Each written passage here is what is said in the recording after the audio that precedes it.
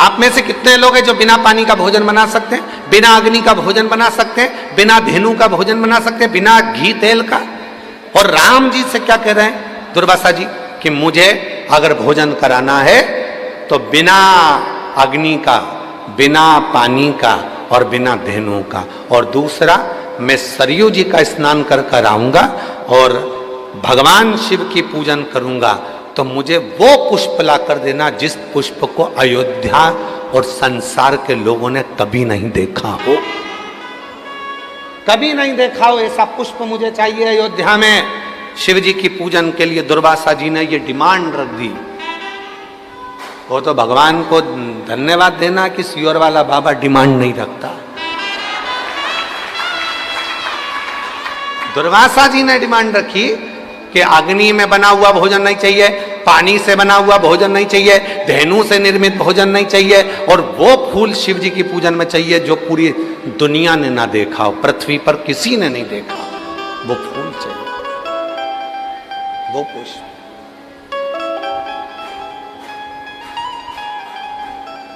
वो पुष्प चाहिए।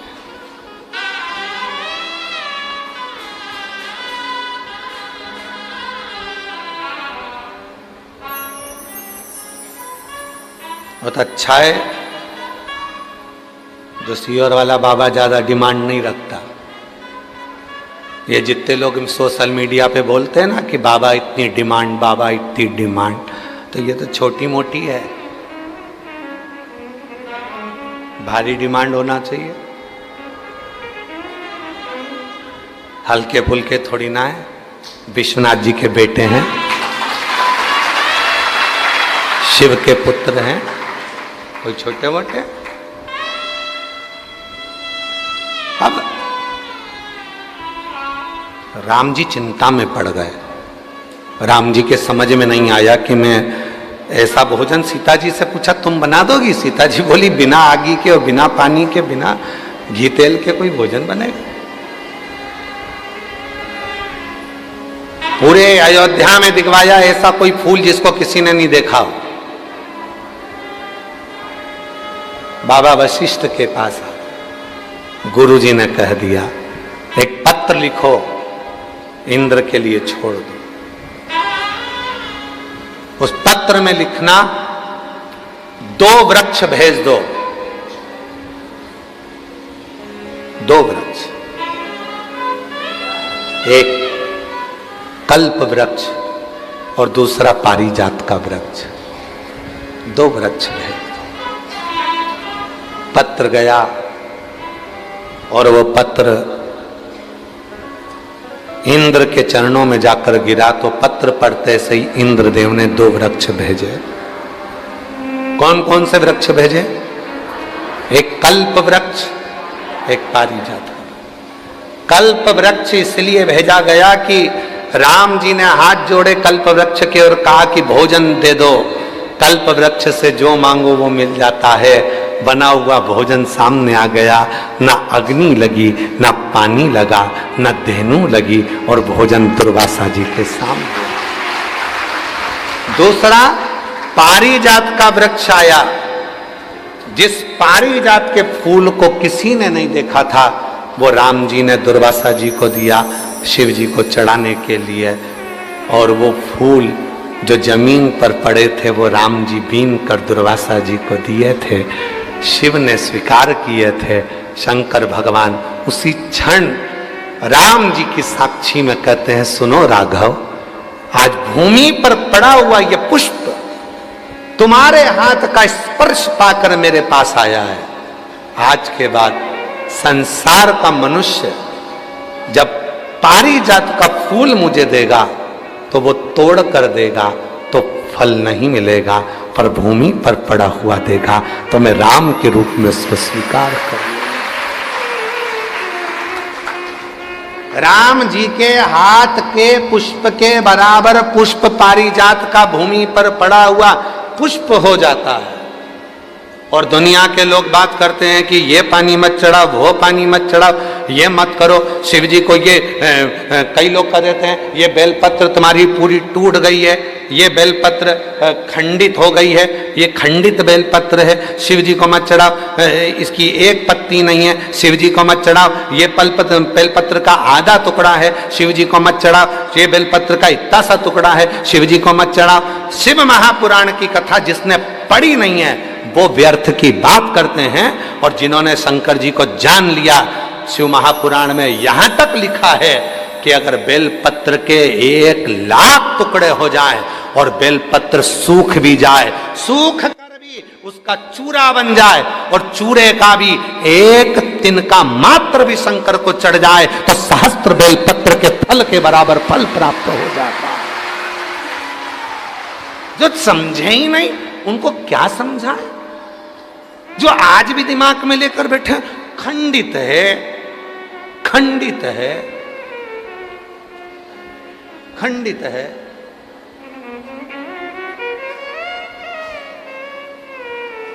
खंडित है, कई लोगों के दिमाग में बैठा रहता है। और आप लोगों से निवेदन है, आज की कथा में से ये वाला वीडियो काट के डाल देना आप लोग। जो लोग कहते हैं बेलपत्र खंडित है, बेलपत्र का टुकड़े से टुकड़ा, टुकड़े से टुकड़ा भी अगर है और वो भी अगर शिव को समर्पित है तो वो भी सहस्त्र बेलपत्र के बराबर हमें फल दे रहा है। सहस्त्र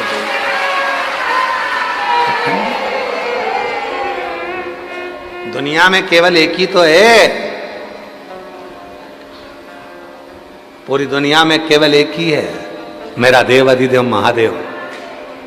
भगवान विष्णु जी की मूर्ति खंडित होती है तो मूर्ति को बदलना पड़ता है, राम जी की मूर्ति खंडित होती है तो मूर्ति को बदलना पड़ता है, देवी जी की मूर्ति खंडित होती है तो मूर्ति को बदलना पड़ता है, दत्त भगवान की मूर्ति खंडित होती है तो मूर्ति को बदलना पड़ता है, 33 कोटि देवताओं की मूर्ति खंडित होती है तो मूर्ति को बदलना पड़ता है, और महादेव का शिवलिंग यदि खंडित भी हो जाता है तो वह अखंडेश्वर महादेव कहलाता है।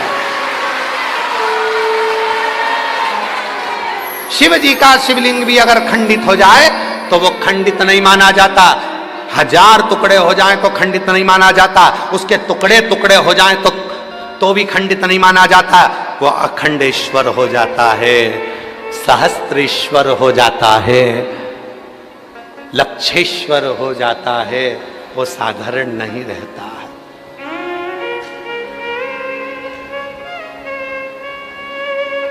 लक्षेश्वर अखंड है, वो खंडित ही नहीं हुआ। सारी दुनिया में सबसे ज्यादा आक्रमण अगर द्रोहियों ने करे हैं तो काशी पर करे हैं। अगर विधर्मियों ने सबसे ज्यादा आक्रमण करे तो काशी विश्वनाथ पर करे। सब कुछ तोड़ लिया उन्होंने, पर काशी आज भी अजर और अमर जैसी खड़ी की खड़ी है। अजर अमर है। गली गली के मकान तोड़कर देख लो, हर मकान के नीचे से शिवलिंग निकलेगा, हर ओटले के नीचे से शिवलिंग निकलेगा, हर भूमि के नीचे से शिवलिंग निकलेगा।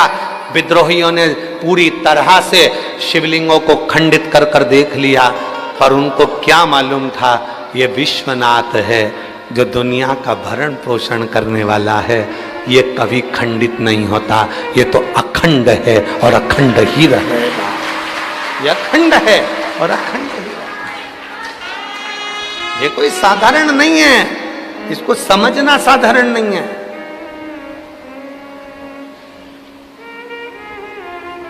एक नैना नाम की एक शिवभक्त महाराष्ट्र की अकोला के पास में रहती, नैना नाम था। महाराज हम चतुर्वेदी जी उसका पत्र अगर हमारे पास में होगा तो हम उस पत्र को सोशल मीडिया पर जरूर डालेंगे। हम श्योर जाकर ढूंढवाएंगे उस पत्र को। अगर वो पत्र, नैना नाम की एक लड़की अकोला के पास की,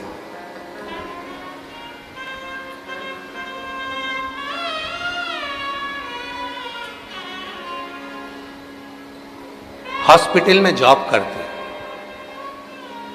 हॉस्पिटल में भी ऐसी जगह जॉब करती है जहां पर स्त्री का प्रसव होता है, बच्चा जन्म लेता है, तो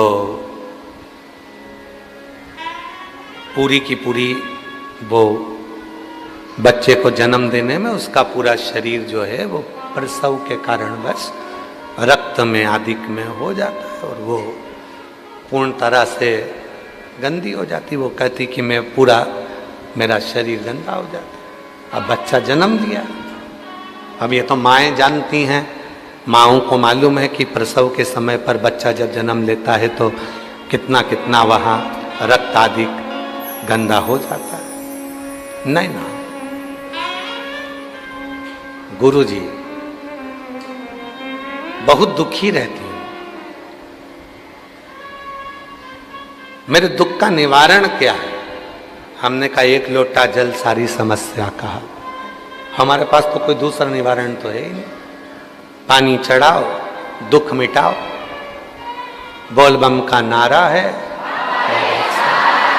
श्री शिवाय, इसके सिवाय तो हमारे पास कुछ दूसरी चीजें है ही नहीं। दुनिया के लोगों के पास में बहुत सारी चीजें हैं, कोई भभूति दे देगा, कोई बेल दे देगा, कोई नारियल दे देगा, कोई कुछ दे देगा, हमारे पास तो ये भी नहीं है।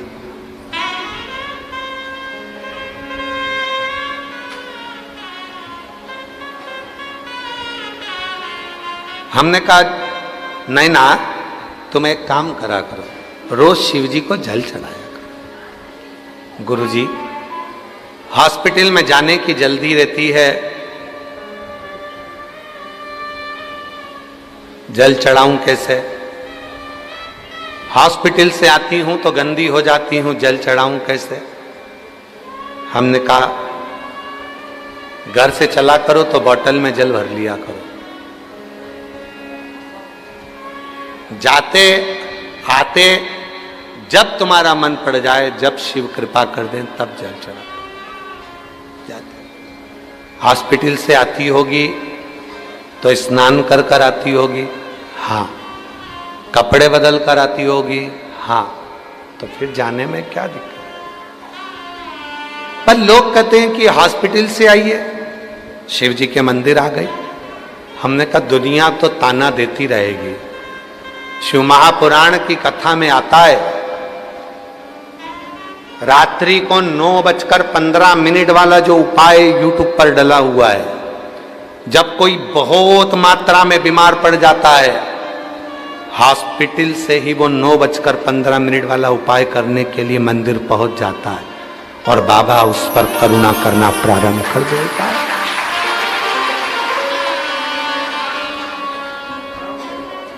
शिव गंदा शरीर नहीं देखे हैं, शिव गंदा मन देखते हैं।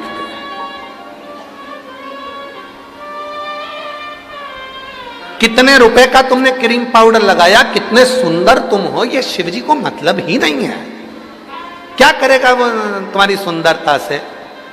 करेगा क्या? जिनके आगे स्वयं मां जगत जननी पार्वती जी भी फीकी हैं, जिनके आगे स्वयं जगत जननी जगदम्बा अम्बा भी स्वरूप में फीकी हैं, वो शिव जी कितने सुंदर हैं, तो तुम्हारी सुंदरता से उसको कोई मतलब तो है नहीं। तेरी प्रतिमा कितनी सुंदर, तू कितना सुंदर।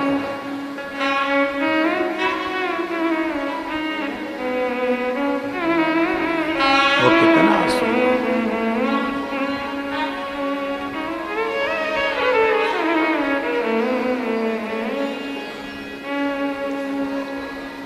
कितना सुंदर होगा। तेरी प्रतिमा कितनी सुंदर, तो कितना सुंदर, तो कितना सुंदर। जरा विचार करो, कितना सुंदर।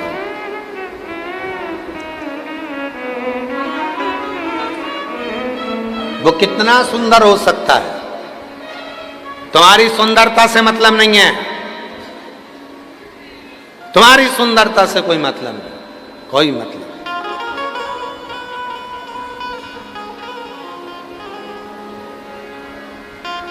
नाथू भगत की कथा याद है आप लोगों को? काशी में रहने वाले, जितने काशी में रहने वाले, नाथू भगत की कथा आप लोगों के स्मरण में होगी। नाथू भगत शिव का परम उपासक, गंगा जी के तट पर रहता था। 80 घाट के नजदीक में एक बड़ा सा किला था। उस किले के एक आले में वो रहता था, किले के आले में। और वो किले के घाट के किले के आले में। अब थोड़ा ध्यान देना तुम लोग, जरा सा स्मरण रखिएगा। आप लोग तो काशी के रहने वाले हो। गंगा के घाट पर बहुत बड़े बड़े घाट हैं। घाट के अंदर जहां लोग खड़े होकर नहाते हैं, ऐसे गोल गोल चबूतरे बने रहते हैं, उसके अंदर आले बने रहते हैं। आले, उस आले के अंदर नाथू भगत रहता था। जितने काशी वाले हैं उन सबके स्मरण में एक कथा होगी कि वो नाथू भगत काशी में रहता और 80 घाट के नजदीक में केदार खंड के अंतर्गत निवास करता। नाथू भगत जिसको भी प्रवचन देता था, बोलता था, तो एक ही बात कहता था, कभी उसने काशी से बाहर पांव नहीं रखा। कैलाश नहीं गया क्योंकि उसको मालूम है कैलाश मेरी काशी में है। कभी देवी का दर्शन करने नहीं गया क्योंकि 9 देवियां मेरी काशी में है। किसी गौरी का दर्शन करने नहीं गया क्योंकि 9 गौरी मेरी काशी में है। किसी विनायक का दर्शन करने नहीं गया क्योंकि अष्टविनायक मेरी काशी में है। किसी हनुमान जी के मंदिर दर्शन करने नहीं गया क्योंकि सारे हनुमान मेरी काशी में है। किसी देवता के धाम नहीं गया क्योंकि सारे देवता मेरी काशी में है। वो नाथू भगत 10 साल में उसका एक नियम था, वो भंडारा करता था। कितने साल में? 10 साल में भंडारा करता था वो नाथू भगत। भंडारा कैसा करता था? तुम भंडारा कैसे करते हो? पूड़ी बनाते हो, सब्जी बनाते हो, बिस्कुट बांटते हो, टॉफी बांटते हो, सब कुछ बांटते हो। वो नाथू भगत वो कहता था, मैं भंडारा उस चीज का करूंगा जो मेरे शिव जी ने मुझको दिया है। जो मेरा है ही नहीं उसका मैं भंडारा कैसे करूं? 5000 रुपए तुम दो, आज खीर बांटेंगे, ये भंडारा नहीं है। तेल का पीपा तुम दो, आज पूरी सब्जी बनाकर बांटेंगे, ये भंडारा नहीं है। आज बटुकों का भोजन होगा, मालपुआ रबड़ी बनेगा, 20,000 रुपए तुम दो, ये भंडारा नहीं है। कहीं से लेकर आ गए दे दिया, ये भंडारा नहीं है। नाथू भगत काशी की पवित्र भूमि का वो संत था शिव का। वो कहता था, मेरे भगवान ने जो मुझे दिया है मैं भंडारा उसका करूंगा। क्या करता था? अपने शरीर को खंबे से ठोक लेता था, शिव शिव शिव शिव शिव कहकर ठोकता। शरीर में घाव हो जाते, शरीर में घाव होते, उसमें कीड़े पड़ जाते। शरीर के अंदर कीड़े पड़ते और वो कीड़े शरीर को खाते। 15 दिन तक भंडारा उसके शरीर का देता वो नाथू भगत, और 16वें दिन मां गंगा में जाके डुबकी लगाता, पूरा शरीर ठीक हो जाता।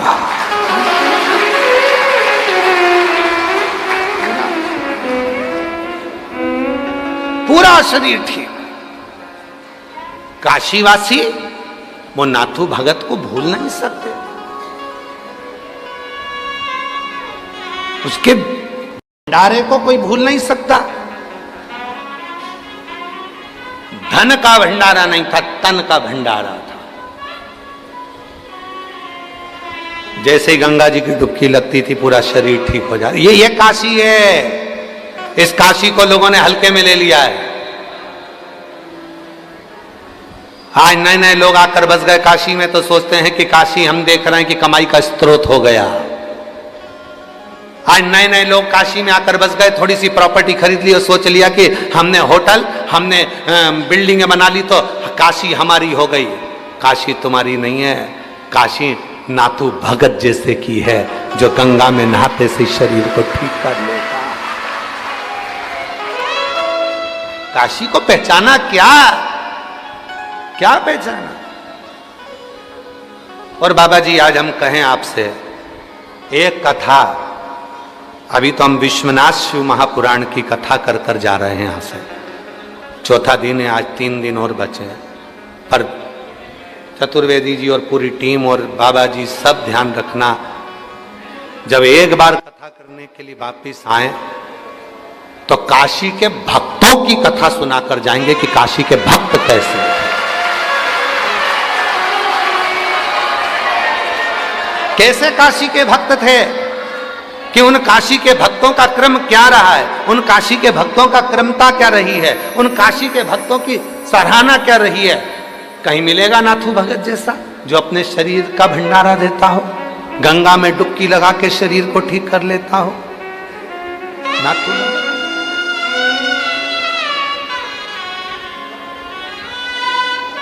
आओ काशी के एक भगत की ओर बात करें तो विपन्नन, काशी का एक भगत विपन्नन मणिकर्णिका पर रहता था। और वह विपन्नन मणिकर्णिका पर रहता, और मणिकर्णिका पर वह विपन्नन रहता हुआ मणिकर्णिका की भूमि पर जब कोई मुर्दा जलाने आता तो मुर्दे जलाने वाले का मुख देखता। वो विपन्नन, और वो विपन्नन जो मणिकर्णिका के घाट पर रह रहा है, ना घर है ना कुछ है, केवल खुले आसमान में विपन्नन रहता था। और कहते हैं लोग मुर्दा लेकर जाते थे, राम नाम सत्य चिल्लाते थे, और विपन्नन मुर्दे से, जिसको लेकर जा रहे हैं उस मुर्दे से बात कर लेता था। लोग कहते थे अघोरी है, तांत्रिक है। लोग कहते अघोरी है, तांत्रिक है। अरे विपन्नन ना अघोरी था ना तांत्रिक था, वो विश्वनाथ जी का भक्त था, शिव का भक्त था। वो अघोरी नहीं।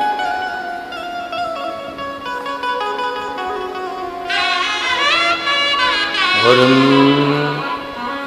मैंने लाख सहारे छोड़ दिए, बस तेरा सहारा।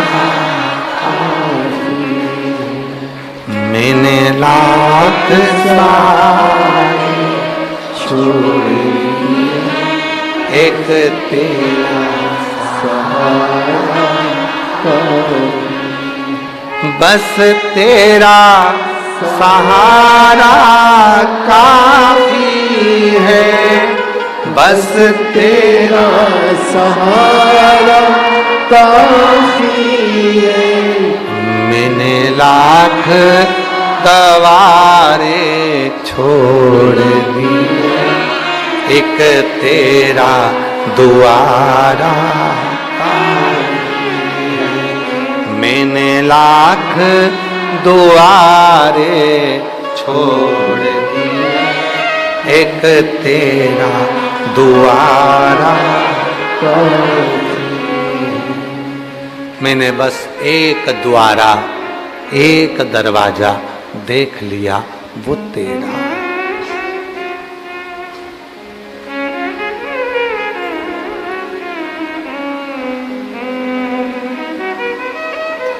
संगी साथी कुटुंबी बड़े, मेरे संगी साथी कुटुंबी बड़े, बस एक सहारा देख लिया, तेरे दर का किनारा काफी है।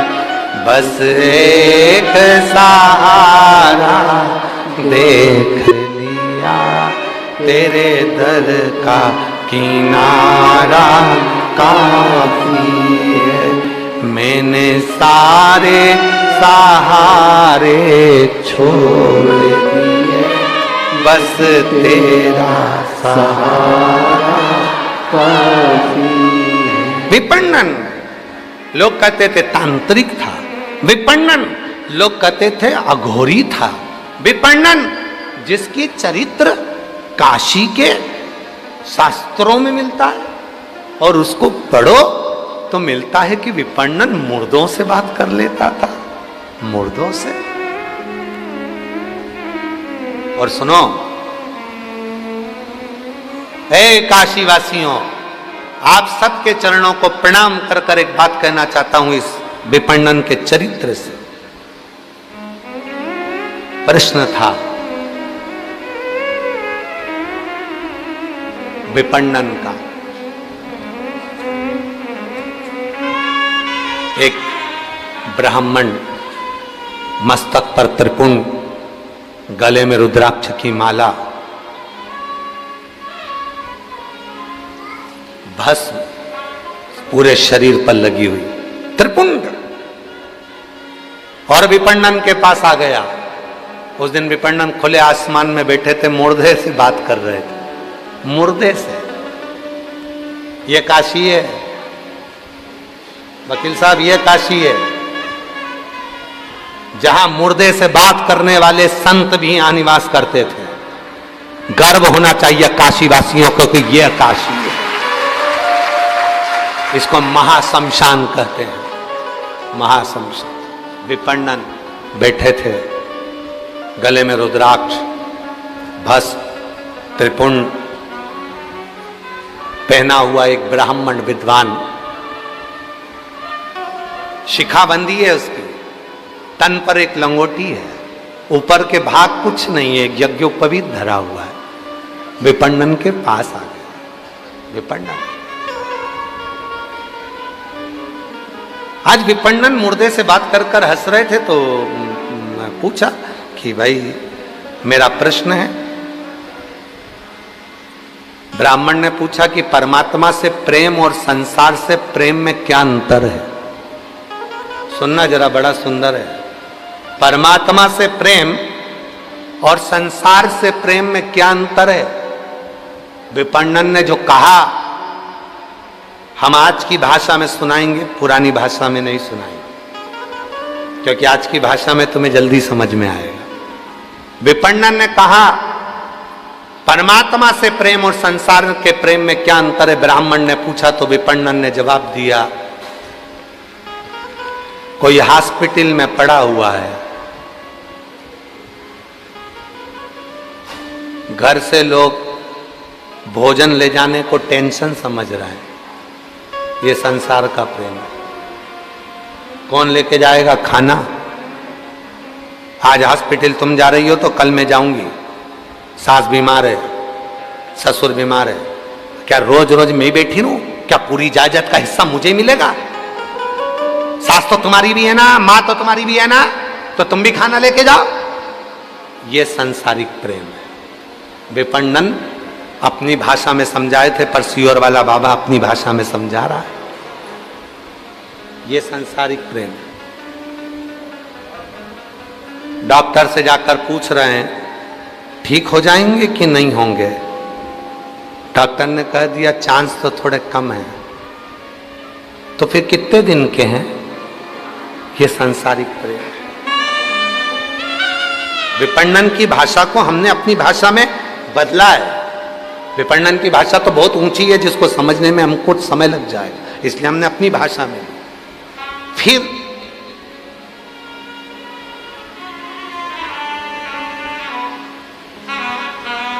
डॉक्टर साहब, इनको खाने में क्या दे? 4-5 रोटी देंगे, 2-4 रोटी देंगे तो गंदगी करेंगे, और गंदगी करेंगे तो पलंग पर साफ कौन करेगा? भोजन की मात्रा कम कर दी, 2 रोटी 1 रोटी, जिससे वो मलमूत्र ना करे, साफ कौन करेगा? संसारिक प्रेम है। और विपणन ने कहा यह संसार का प्रेम है। जिस व्यक्ति ने करोड़ों कमाए, जिस व्यक्ति ने लाखों कमाए, जिस व्यक्ति ने दुकान जमाई, जिस व्यक्ति ने बंगला बनाया, जिस व्यक्ति ने घर बनाया, आज उसी पर लोग खर्च नहीं कर पाते, विचार करते हैं ज्यादा खर्चा हो जाएगा, हॉस्पिटल से जल्दी छुट्टी दे दो, घर ले जाते हैं। अब जब मर ही रहे हैं तो घर ही मर जाएंगे। इसको कहते हैं संसारिक प्रेम। और विपणन ने फिर कहा परमात्मा से प्रेम किसको कहते हैं? तो विपणन कहते हैं दर्द में भी अगर वो याद आ रहा है, दुख में भी आंसू के साथ विश्वनाथ का नाम निकल रहा है, और मरने से पहले भी ये तुम्हारे भीतर विश्वास है कि मेरे साथ मेरा विश्वनाथ है, वही परमात्मा का प्रेम। इसी को परमात्मा का प्रेम कहते हैं, इसी को परमात्मा के प्रति प्रेम कहा गया। इसलिए मेरी जीजियों, जितने भी आस्था चैनल पर कथा सुन रही हैं, जितने फेसबुक यूट्यूब पर कथा सुन रहे हैं, जितने मेरे जीजा, जितनी मेरी जीजी, जितना मेरा बेटा बेटी, जितने मेरे बुजुर्ग माँ बाप यहाँ बैठे हैं, पंडाल में बैठे हो जितने, बाहर बैठे हो जितने, और जितने आस्था चैनल पर कथा सुन रहे हैं, सबसे निवेदन है अंतिम समय आए उससे पहले अपनी अलमारी में जितनी साड़ियां रखी हैं सब पहनो।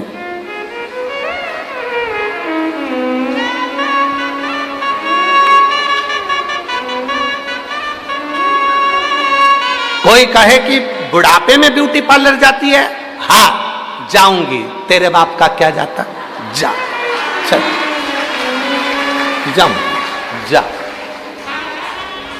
बता। 60 साल 70 साल की हो गई, इतनी हीरोइन बन के रहती है, मेरी मर्जी।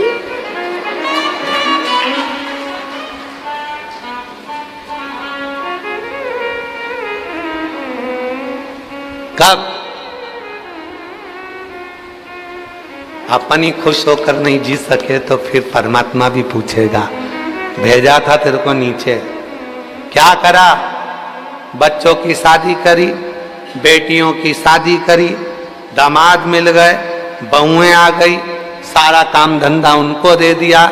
बाद में काशी में पंडित प्रदीप मिश्रा की कथा सुनने जाने का मन हुआ, बच्चों से कहा मुझको टिकट बनवा दे, बच्चा के रहने दो, भीड़ चल रही है, अभी कोई टिकट मिकट नहीं मिलेगा। और ससुराल में बेटे के यहाँ काम आ गया तो तत्काल टिकट में डाल दिया।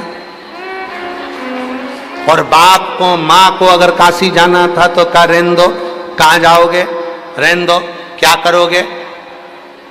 जब तक तुम्हारे घर में चले तब तक सारे तीर्थ कर लो, सारे तीर्थ। जब तक तुम्हारे घर में चले तब तक दान पुण्य कर लो। फिर तुम 5 रुपए भी निकाल के दान नहीं कर पाओगे, क्योंकि कैमरे लगे होंगे। कैमरे, वो कैमरे कौन से हैं? तुम्हारे पोता पोती। वो कैमरे कौन से हैं? तुम्हारे बच्चे। जैसे ही बुआ घर में आई राखी पे, और घर के जितने पोता पोती सब दादी के कमरे में। क्यों? बुआ जी आई है, बुआ जी आई है। बुआ जी से इतना प्रेम नहीं है बच्चों को, वो तो उनकी मम्मियां ठोक ठोक के भेजती है, जब तक बुआ रहे तब तक दादी के कमरे में रहना, और देखते रहना दादी क्या क्या दे रही है। और बच्चे पूरी चौकीदारी करते, इतने इतने से बच्चे, 2 चोटी बंदी, बहुत जोरदार का कैमरा है। देख के तुरंत गई, मम्मी आज दादी बुआ जी को पलंग में से निकाल के लाल कलर की चुंदड़ी वाली साड़ी दे रही थी। कैमरा, और वो कैमरा कैच कर गई। बहू ने ध्यान दे लिया, साड़ी दी है। हाँ, जब बुआ जी जाने लगी तो बहू भी कहने लगी अपने अपने पतियों से, देख लो आई थी तो एक बैग लेके आई थी, जा रही चार चार लेके। कैमरा है, कैमरा, कैमरा।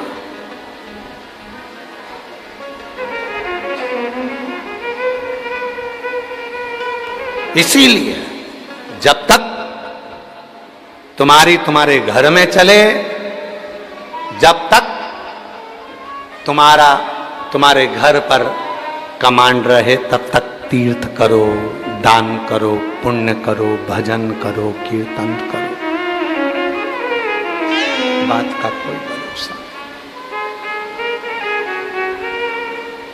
बात का कोई भरोसा नहीं। शरीर शिथिल होता चले जाता है तो भजन भी नहीं हो पाता।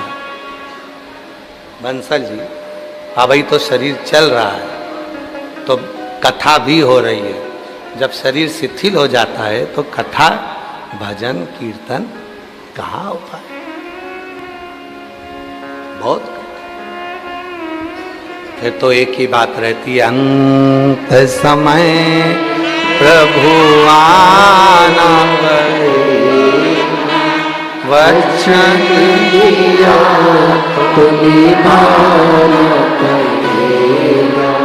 आए प्रभु हुकुम करिया, अंत समय प्रभु आना पड़ेगा। वचन दिया तो निभाना पड़ेगा, अंत समय प्रभु आना पड़ेगा।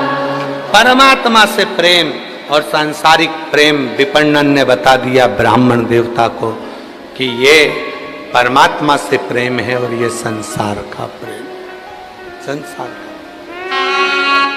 पर एक बात आप लोगों से कहें, आज जो आप लोगों को देखा, आप लोगों का जो प्यार देखा है शिव पुराण के प्रति, दरवाजे पर खड़े होकर इंतजार करना, शायद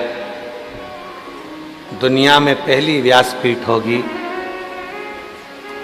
जिसके लिए दरवाजा भी बंद कर दिया जाता है कि कोई आए ना। पर पहली व्यासपीठ देखी होगी, दरवाजा बंद करने के बाद भी कूद के आ जाते।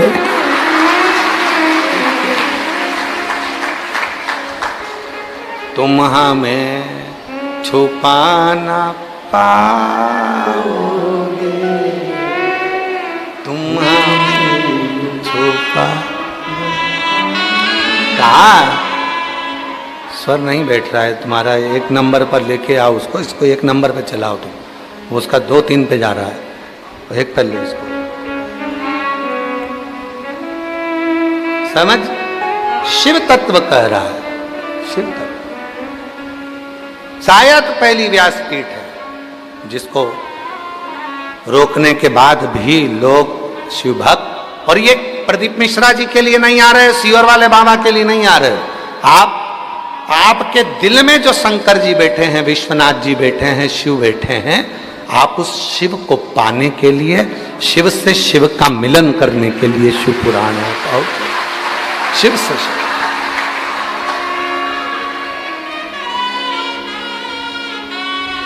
तो त्रेता, सतयुग, द्वापर, इन सारे युगों में सर्वश्रेष्ठ युग कौन सा है? कलयुग। अगर आप सब सतयुग में होते तो हवन कर रहे होते, तप कर रहे होते, आंख बंद करके बैठना होता तुमको 4-6 घंटे तक। त्रेता में होते तो भी तुम्हें तप करना पड़ता, द्वापर में होते तो भी तुम्हें यज्ञ करना होता, पर कलयुग इतना सरल, इतना सरल, एक लोटा जल सारी समस्या।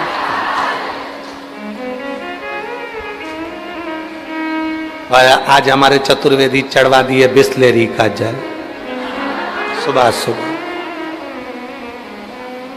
सुबह सुबह जल ढूंढ रहे थे मंदिर में, जल ना मिला तो चतुर्वेदी जी बोले ले बिस्लेरी का है।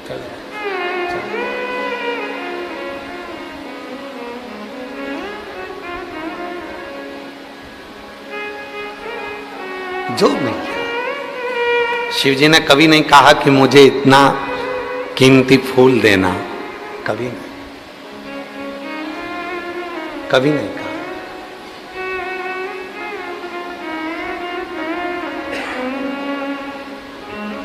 कभी नहीं शिव जी ने कहा कि मुझे इतना कीमती सामान दो, इतना कीमती फूल दो, इतना कीमती सामग्री मुझे दो।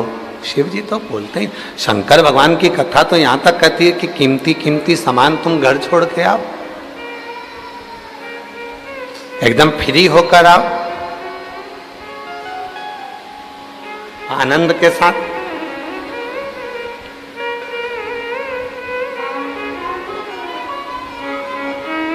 जमनादास जी का चरित्र कथा है ना, 252 वैष्णव की वार्ता में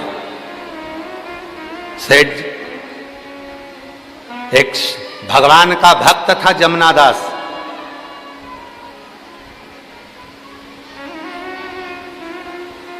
फूल वाले के पास गया फूल लेने के लिए। कितने का है? 1 रुपए का। दे दो, बाबा को चढ़ाऊंगा, श्रीनाथ जी को, गोवर्धननाथ जी को, विश्वनाथ जी को दे दो। ले वहीं से एक सेठ जा रहा था जिसका नाम था यवनराज। यवनराज सेठ जा रहा था वेश्या के दरवाजे पर। टोकनी में देखा कि फूल रखे थे, बड़ा सुंदर फूल था। जो जमनादास जी के हाथ में फूल रखा था उसी फूल को सेठ यवनराज ने देख लिया। यवनराज ने फूल हाथ में लेकर, हाथ में फूल को उठाकर देखा। फूल वाले से पूछा फूल कितने का है? फूल वाले ने कहा फूल 2 रुपए का। जमनादास जी बोले अभी तो तुम मुझे फूल 1 रुपए का दे रहे थे, विश्वनाथ जी के लिए, गोवर्धननाथ जी के लिए, श्रीनाथ जी के लिए। ए भैया, मैंने ये फूल अपने मन से बाबा को दे दिया, गोवर्धननाथ जी को दे दिया, श्रीनाथ जी को दे दिया, विश्वनाथ जी को दे दिया। अब तो तुम ये फूल मुझे दो ना। फूल वाले ने कहा फालतू की बात मत करो, फूल की कीमत 2 रुपया है। यमनराज को कहा, सेठ जी को। यमनराज जी ने अपनी गठरी में से 2 रुपए निकाल कर देना चाहे तो जमनादास जी ने कहा फूल अब जाएगा तो विश्वनाथ के चरणों में ही जाएगा, फूल जाएगा तो गोवर्धननाथ जी के चरणों में ही जाएगा। फूल की कीमत 4 रुपए। जमनादास भक्त। यमनराज ने कहा फूल की कीमत 8 रुपए। अगर ये फूल जाएगा तो वेश्या के जूड़े में जाएगा। जमनादास जी ने कहा फूल की कीमत 10 रुपए। यमनराज ने कहा फूल की कीमत 20 रुपए। वेश्या के जूड़े के लिए फूल की कीमत 20 रुपए। जमनादास जी ने कहा फूल की कीमत 40 रुपए। यमनराज ने कहा तू मुझे जानता नहीं, मैं नगर का सेठ हूं, ये पूरी नगरी मेरी है, तुम मुझसे भिड़ रहा है। जमनादास जी कहने लगे यमनराज जी आप तो दूसरा फूल भी ले सकते हो, ये फूल तो मेरे बाबा को चढ़ जाने दो। यमनराज ने कहा फूल की कीमत 80 रुपया। जमनादास जी ने कहा फूल की कीमत 100 रुपया। यमनराज ने कहा फूल जाएगा अब तो वेश्या के जूड़े में ही जाएगा, फूल की कीमत 200 रुपए। जमनादास जी ने कहा फूल जाएगा तो विश्वनाथ जी के पास जाएगा, फूल की कीमत 400 रुपए। यमनराज ने कहा फूल की कीमत 500 रुपए। जमनादास जी ने कहा फूल की कीमत 1000 रुपए। यमनराज ने कहा फूल की कीमत 5,000 रुपए। जमनादास जी बोले फूल की कीमत 10,000 रुपए। 10,000।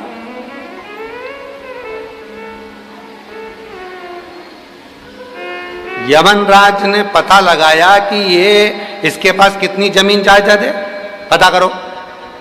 पूरी जमीन बेच देगा, 50,000 में बिक जाएगी, इससे ज्यादा नहीं होगा इसके पास। यमनराज ने कहा फूल की कीमत 25,000 रुपए। जमनादास जी बोले फूल तो विश्वनाथ के पास जाएगा, फूल की कीमत 50,000 रुपए। 50,000। यमनराज ने मन में विचार करा फूल की कीमत मुझे दुगनी बोलना पड़ेगी, 1,00,000 रुपए मुझे फूल की कीमत लगाना पड़ेगी। 1,00,000 में तो मैं 10 वेश्या लाके खड़ी कर दूंगा। अगर एक वेश्या को 1,00,000 का फूल दूंगा तो 10 वेश्या मेरे पास खड़ी होगी। यमनराज ने फूल की कीमत नहीं लगाई। जमनादास ने अपनी जमीन घर सब बेच दिया। 50,000 का फूल खरीदकर जब गोवर्धननाथ विश्वनाथ के पास पहुंचे, जैसे ही फूल चरणों में चढ़ाया, इतने में तो मेरा ठाकुर, मेरा गोवर्धननाथ, मेरा विश्वनाथ जमनादास को गले से लगा लिया। गजब की कीमत लगाई।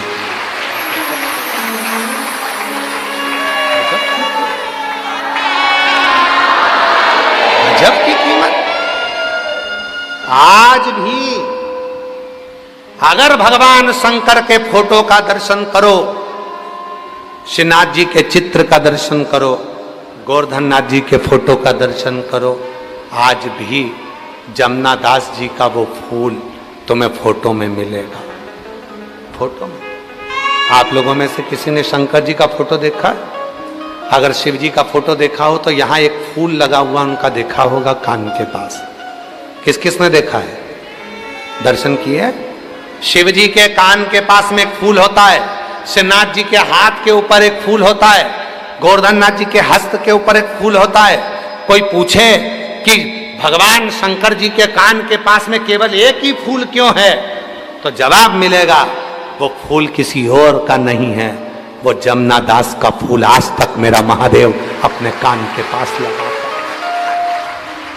वो जमनादास जी का फूल आज भी मेरे गोवर्धननाथ जी अपने हस्त कमल पर रखते हैं। कीमत फूल की नहीं है, कीमत भाव की है, कीमत दिल की है, कीमत हृदय की है। अब लोग कहें कि पानी गंदा, कोई कहे फूल बेकार हो गए, कोई कह दिया पानी फूल मुरझा गए, कोई कहने कह दिया ये बेलपत्री टूट गई, कोई कह दिया बेलपत्री खंडित हो गई, कोई ने कह दिया नारियल सड़ाई निकल गया।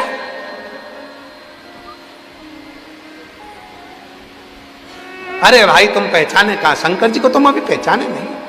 अरे पूरी जिंदगी निकल जाएगी तो भी लोग शिव जी को नहीं पहचान पाएंगे, पूरा जीवन। और जितने हमारे श्रोता हैं, हम बाबा के इस विश्वनाथ जी की धरा से कर रहे हैं, जितने श्रोता आस्था चैनल पर, फेसबुक, यूट्यूब पर सुन रहे हैं, उन सब से निवेदन है, तुम्हें अगर कोई आडंबर में डाले, कोई कहे तुमसे शिव जी को ये अच्छा देना, शिव जी को ऐसा देना, शिव जी को वैसा देना, समझ लेना वो तुम्हें केवल आडंबर में डाल रहा है। शिव जी को तो केवल तुम्हारा दिल चाहिए, भाव चाहिए, श्रद्धा चाहिए। शिव जी नहीं। आओ कुबरेश्वर बाबा की धरा पर, सीहोर की पवित्र धरा पर, पवित्र सीहोर की भूमि पर आना और पवित्र सीहोर की भूमि पर आकर कुबरेश्वर बाबा के धाम जाना। कुबरेश्वर बाबा के धाम पर जाकर आप दर्शन करोगे, जहां बैठोगे वहीं पे तुम्हें कंकर शंकर मिलेगा, जहां बैठे हो वहीं बेलपत्र पड़ी हुई मिलेगी, कहीं बैठे हो वहीं पर लोग पूजन करते हुए दिखते हैं।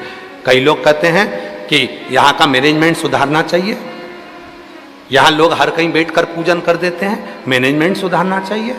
हम उनसे निवेदन करते हैं ये भूमि कंकर शंकर की है, जहाँ व्यक्ति कंकर उठाता है, बैठता है, दिल से बात करता है, चले जाता है, वहाँ जैसे ही एक कंकर उठाकर वो लेकर गया, फिर वो जो 4 कंकर पड़े हैं उसका कोई महत्व नहीं है। वो जो एक कंकर ले गया अपने विश्वास से, उस एक कंकर ने शंकर बनकर उसका कल्याण करना प्रारंभ कर दिया।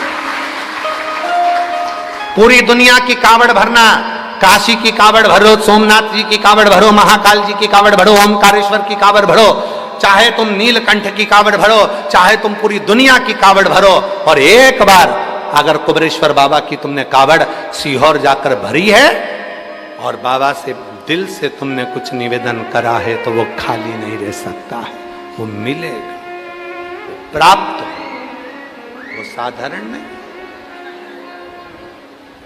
अरे लुटा दिया भंडार काशी, कर दिया माला माल काशी वाले ने, लुटा दिया भंडार काशी वाले ने, कर दिया माला माल काशी वाले ने। जो जैसी भावना लाया वो वैसा ही फल, नहीं खाली उसे लौटाया वो मन ही मन, और कर दिया माला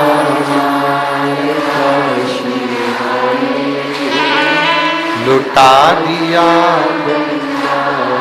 काशी वाले, लुटा दिया भंडार काशी वाले, कर दिया माला माल काशी वाले। शिव की पूजन में, शिव के प्यार में 3 चीजें जरूरी है, सुन लेना सब। शिव की पूजन में और शिव के प्यार में 3 चीजें जरूरी है। पहले नंबर पर वफादारी, बोलो अगर वफादारी है तो शिव तुम्हारा है। बाबा जी, आज के जमाने में लोग गुरु के प्रति भी वफादार नहीं हो पाते, माता पिता के प्रति भी वफादार नहीं हो पाते, अपनों के प्रति भी वफादार नहीं हो पाते, धर्मपत्नी और बच्चों के प्रति भी वफादार नहीं हो पाते, पति पत्नी के प्रति वफादार नहीं हो रहा और पत्नी पति के प्रति वफादार नहीं हो रहा। अगर वफादार होते तो लेटरिन की बाथरूम की टाइल्स के नीचे दबे हुए नहीं मिलते, वफादार होते तो ड्रम के अंदर पड़े हुए नहीं मिलते। वफादार, गुरु के प्रति भी वफादारी बहुत जरूरी। जिस गुरु को तुमने मंत्र लिया है, जिस गुरु को तुमने मान लिया कि मैंने श्री शिवाय नमस्तुभ्यम मंत्र ले लिया, वो गुरु मेरा है। अब जो बोलेगा, गुरु वाक्य ही जनार्दन का वाक्य है, और गुरु ने कह दिया ऐसा, तो फिर उस वचन को पकड़ लिया तो फिर तो तुम पार हो गए। और गुरु के वचन में भी अगर संशय हो गया तो फिर रहेगा गुरु के वचन। इसीलिए दुनिया के लोगों ने एक वचन पकड़ लिया, एक लोटा जल। जब दुनिया के लोगों ने एक वचन पकड़ लिया कि एक लोटा जल सारी समस्या का हल है, तो काय को आडंबर में फंसूं, काय को पाखंड में जाऊं, काय को इधर उधर भटकूं। दुख आया, लोटा भरा, शिव जी के मंदिर पहुंच गए, काम आ गया। 3 चीजें हैं शिव की पूजन में और शिव के प्यार में, 3 चीजें जरूरी है। पहले नंबर पर बोलो वफादारी, दूसरे नंबर पर विश्वास, और तीसरे नंबर पर समर्पण। ये 3 चीजें। पहले नंबर पर वफादारी रखना। वफादारी का मतलब होता है कि मेरा शिव जैसा रखे, शिव जैसा, शंकर जैसा। किसको कहते हैं वफादारी, मालूम है तुमको?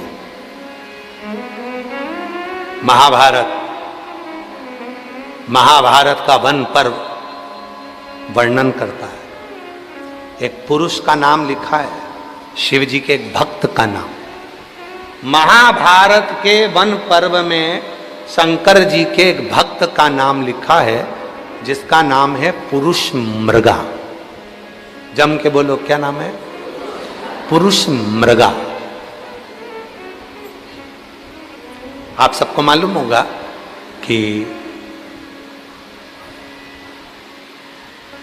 अगर कोई बच्चे के मुंह से दाल टपकती है, कोई बच्चा हाथ पैर से विकलांग है, बुद्धि से विकलांग है, उसका शरीर सही काम नहीं करता, कोई बहुत ज्यादा व्यसन में डूबा हुआ है, नशे में डूबा हुआ है, नशा छूट ही नहीं रहा है, पूरा घर किसी एक व्यक्ति को सुधारने में लगा है पर वो सुधर ही नहीं रहा है, तो यही पुरुष मृगा जो महाभारत में वन पर्व के अंदर जिसका नाम आया है शिव जी का भक्त पुरुष मृगा, इसका नाम लेकर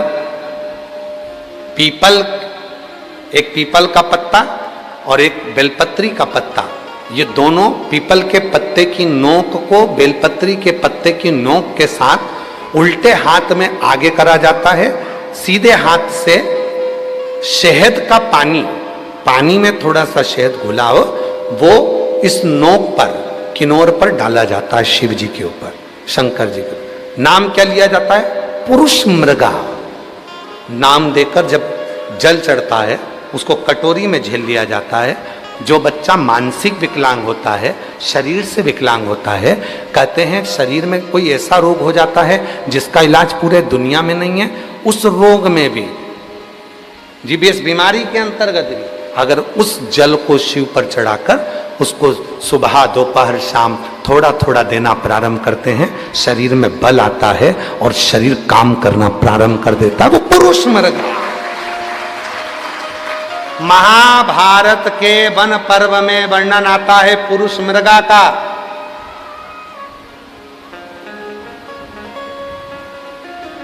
जिसका शरीर पुरुष का था, पांव मृग के थे, पांव मृग के थे, पुरुष मृग।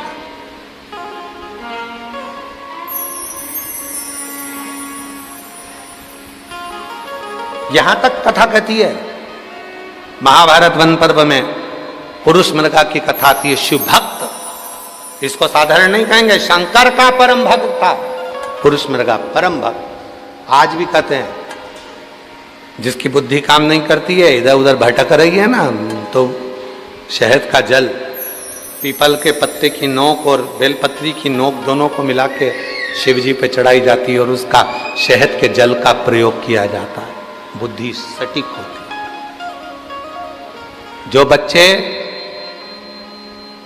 पढ़ने बैठते हैं, मन नहीं लगता, मन विचलित हो जाता है, परीक्षा हॉल में याद नहीं आता, सब याद करते हैं, रात भर पढ़ते हैं और परीक्षा हॉल में भूल जाते हैं, उनके लिए भी पुरुष मृगा, पीपल के पत्ता नीचे, ऊपर बेलपत्री का पत्ता, दोनों की नोक, शहद का पानी शिव जी को समर्पित कर कर उस पानी का आचमन करे, बुद्धि केंद्रित हो जाती। पुरुष मृगा।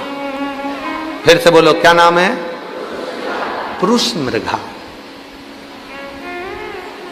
वन पर्व महाभारत में चरित्र आता है।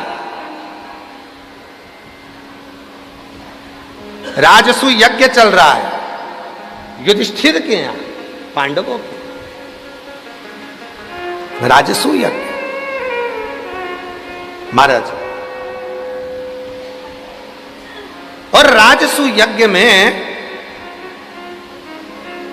ब्रह्मा जी की ओर से आए, विष्णु जी की ओर से आए, इंद्र की ओर से आए, सबकी ओर से आए, पर शिव जी की ओर से कोई नहीं आया। तब गुरु जी ने कहा कि यह काम करो, शंकर जी का एक परम भक्त है पुरुष मृगा, यदि वो यज्ञ में राजसु यज्ञ में आ गया तो समझ लो कि ये यज्ञ सफल हो गया और तुम्हें वर प्राप्त हो गया, फिर तुम कभी जिंदगी में हार नहीं सकते। पुरुष मृगा आना चाहिए, पुरुष। हर हर पुरुष मृगा आना चाहिए।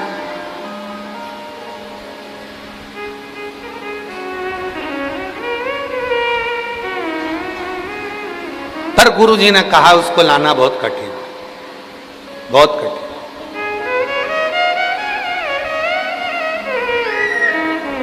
लाओ कैसे? तो महाराज पुरुष मृगा को लाया, कैसे जाए। भीम कहने लगे, अरे मेरी चुटकी का काम है, तुम चिंता मत करो, मैं लेके आऊंगा, अभी लेके आता हूं। भीम गए, पुरुष मृगा मिल गए।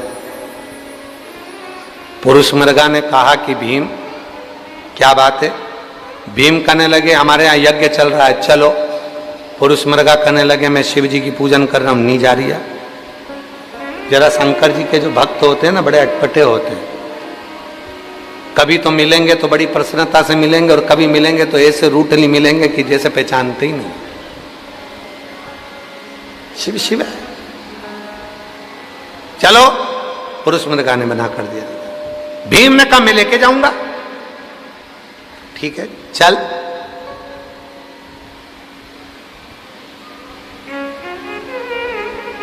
लगा दौड़। अगर तू जीत गया तो मैं हस्तिनापुर जाऊंगा, और अगर हार गया तो तेरे शरीर के 42 टुकड़े कर कर तालाब में फेंकूंगा। मंजूर है, भाग।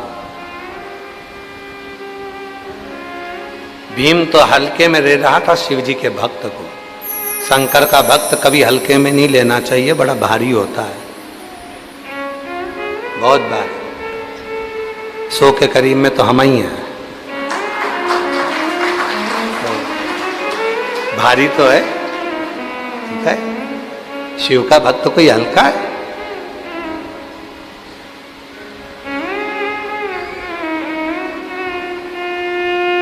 सतुआ बाबा जी को भी तुम हल्के में मत लेना।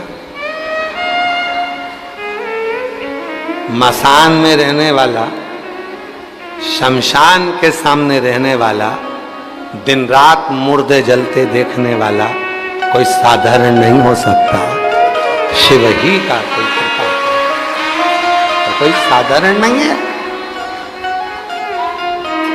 बाबा जी, हम कई बार कह देते हैं अपनी कथा में कि उत्तर प्रदेश सरकार के माननीय मुख्यमंत्री जी योगी जी को भी हल्के में मत लेना, बहुत भारी है। एक तरफ तो गोरख पर पीठ के पीठाधीश्वर, दूसरी तरफ मुख्यमंत्री। दुनिया के लोगों को लगता है कि वो केवल मुख्यमंत्री हैं, पर सही मायने में देखा जाए तो मुख्यमंत्री तो बाद में है, पहले गोरख पीठ के पीठाधीश्वर हैं। और वो पीठ जो दुनिया की आनंद का सुख देने वाली पीठ है लोगों के लिए, उसको समझना कठिन। शिव भक्त को कौन जान सकता है। भीम ने कहा, मैं भागता हूं, ठीक है, पकड़ो। और भीम भागने लगे, और जो भीम भागे उसके पीछे पुरुष मृगा भागे। पुरुष मृगा हारने लगा। भीम पकड़ाई में आने वाला था, पकड़ाई में भीम की आंख में से आंसू बहने लगे। दौड़ते दौड़ते भीम रोने लगा। भीम रो रहा। गुरुजी ने युधिष्ठिर, नकुल, सहदेव, अर्जुन सबसे कह दिया, अपने भाई के अंतिम संस्कार की तैयारी करो। पुरुष मृगा उसको मार देगा, वह बचेगा नहीं। भीम रोने लगा, दौड़ता दौड़ता थक गया, हारने वाला था। इतनी देर में भीम मां जगत जननी दुर्गा भवानी को याद करा। भीम की धर्म पत्नी हिडिंबा मां अंबा जगदंबा को याद करी, मेरा पति मरने वाला है, बचा लो मां, बचा लो, बचा। मां ने तुरंत उसी क्षण, अगर मेरी जगत जननी मां नहीं होती तो भीम तो निपट गया। मां ने क्या करा, मेरी जगत जननी मां ने अपने जूड़े में से एक गजरे का फूल नीचे फेंका। जो फूल फेंका वहां शिवलिंग आ गया। पुरुष मृगा भाग रहा था, शिवलिंग को देखा, रुक गया, पांव पड़ी, पत्ती तोड़ी, शिवजी को चढ़ाया, फिर भाग। इतनी देरी हो गई तो भीम थोड़ा आगे निकल गया, फिर पकड़ाई में आने लगा। मां अंबा जगदम्बा ने अपने जूड़े का फूल तोड़ा, फिर नीचे पटका। पुरुष मृगा का नियम था, पुरुष मृगा का, जैसे हमारा नियम है बाबा जी, हमारा भी एक नियम है। हम सीहोर से चलते हैं या यहाँ से चलते हैं, रास्ते में जहाँ रुकेंगे वहाँ ओटले पर कोई शंकर का शिवलिंग हो या पेड़ के नीचे कोई शिवलिंग हो तो वहां जल चढ़ाकर फिर आगे बढ़ जाते। पुरुष मृगा का नियम था, जहां शिवलिंग देखता था वहां प्रणाम करता था, जल चढ़ाता था, पत्ती चढ़ाता था, फिर बढ़ता था। अब पार्वती जी क्या कर रही हैं?